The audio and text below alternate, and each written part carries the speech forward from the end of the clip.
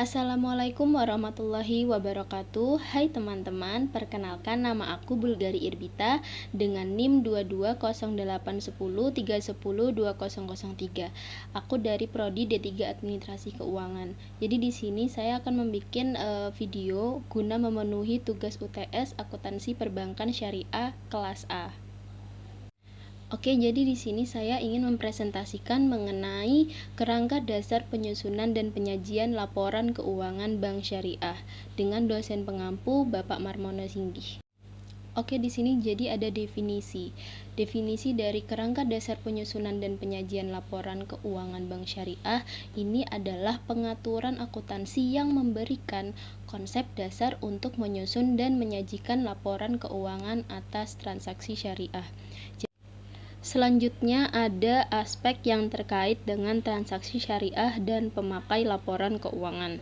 Ini ada 3. Yang pertama ada asas transaksi syariah, yang kedua ada karakteristik transaksi syariah, yang ketiga ada pemakai laporan keuangan syariah. Baik, dari asas-asas transaksi syariah ini dibagi menjadi 5. Yang pertama ada asas persaudaraan, yang kedua ada asas keadilan, yang ketiga ada asas kebermanfaatan atau masyiahah, yang keempat ada asas keseimbangan, tawazun, dan yang kelima asas universal. Yang kedua, ini adalah karakteristik transaksi syariah. Nah, transaksi syariah ini harus memenuhi karakteristik. Yang pertama, tidak mengandung unsur spekulasi. Yang kedua, dana harus didistribusikan dengan produktif dan halal.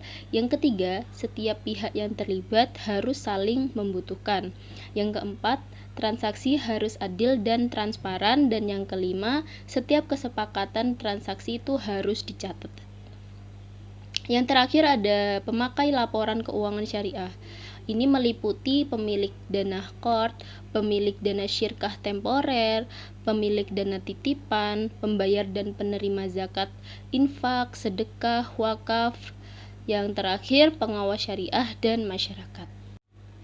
Selanjutnya ada tujuan laporan keuangan. Yang pertama ini meningkatkan kepatuhan terhadap prinsip syariah. Yang kedua, informasi kepatuhan entitas syariah terhadap prinsip syariah. Yang ketiga, informasi untuk membantu mengevaluasi pemenuhan tanggung jawab entitas syariah. Yang keempat, informasi mengenai tingkat keuntungan investasi yang diperoleh penanam modal dan pemilik syariah. Selanjutnya ada asumsi dasar, ini dibagi menjadi 2, yaitu dasar akrual dan kelangsungan usaha. Baik, yang pertama ada asumsi dasar akrual dalam penyusunan laporan keuangan. Ini adalah mencatat transaksi keuangan saat terjadi, bukan saat uang berpindah tangan. Dengan demikian, pendapatan ini diakui saat terjadi, meskipun uangnya itu belum diterima, dan biaya ini dicatat saat terutang. Yang kedua, ada asumsi keberlangsungan usaha dalam penyusunan laporan keuangan. Ini adalah mengasumsikan bahwa usaha akan terus berjalan di masa mendatang. Dengan demikian, entitas syariah ini tidak berniat untuk mengurangi skala bisnisnya atau menerapkan likuiditasnya.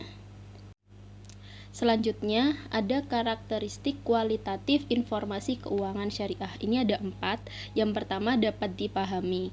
Yang kedua ada relevan. Jadi informasi dalam laporan keuangan itu harus relevan. Artinya dapat digunakan untuk mengambil keputusan keuangan.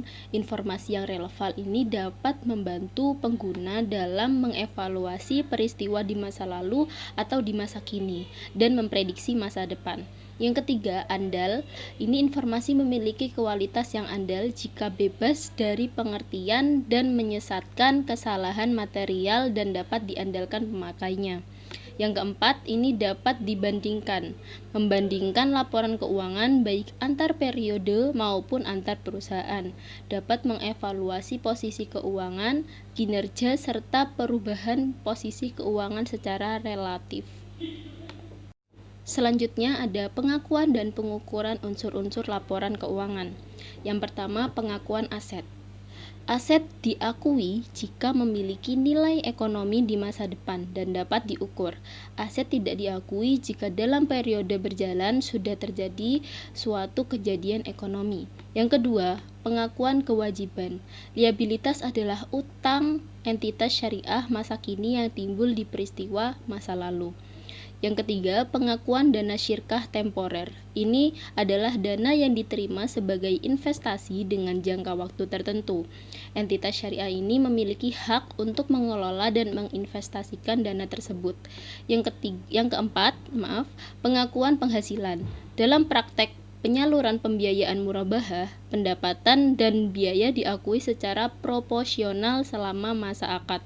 Yang kelima, pengakuan beban. Dalam praktek penyaluran pembiayaan murabahah, biaya yang terkait langsung dengan transaksi murabahah seperti biaya komisi, biaya survei, dan biaya lain itu harus dikeluarkan.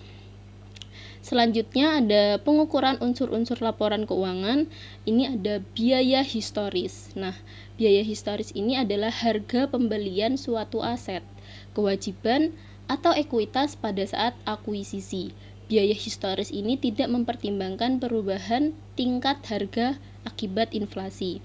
Yang kedua ada biaya kini. Biaya ini yang seharusnya diperoleh saat atau pada saat pengukuran.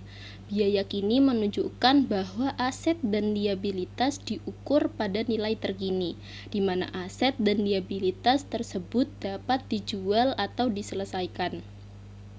Yang ketiga, nilai realisasi atau penyelesaian. Ini adalah nilai yang dapat diperoleh dengan menjual aset dalam pelepasan normal. Nilai realisasi ini menunjukkan bahwa aset dinyatakan dalam jumlah kas atau setara kas yang dapat diperoleh sekarang. Baik, cukup sekian presentasi dari saya, Bulgari Irbita. Kurang lebihnya mohon maaf. Wassalamualaikum warahmatullahi wabarakatuh.